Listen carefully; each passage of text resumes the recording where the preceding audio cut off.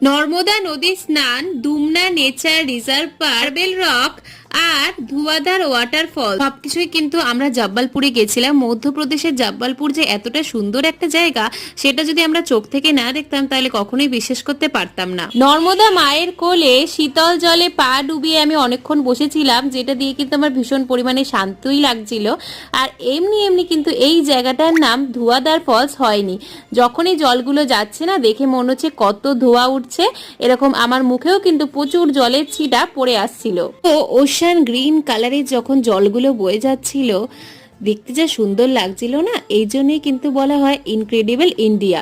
আর প্রথমবারের জন্য কিন্তু না সেকেন্ড বারের জন্য আমি রোপওয়েতে উঠেছিলাম। আর কাকুকে দেখছো এখানে খুব শান্ত হিসেবে বসে আছে, তার কারণ কাকু কিন্তু রোপে ভীষণ পরিমাণে ভয় পায়। আমরা হাহা হিহি হু হু করছিলাম, কিন্তু কাকু কিন্তু চুপটি করে বসেছিল।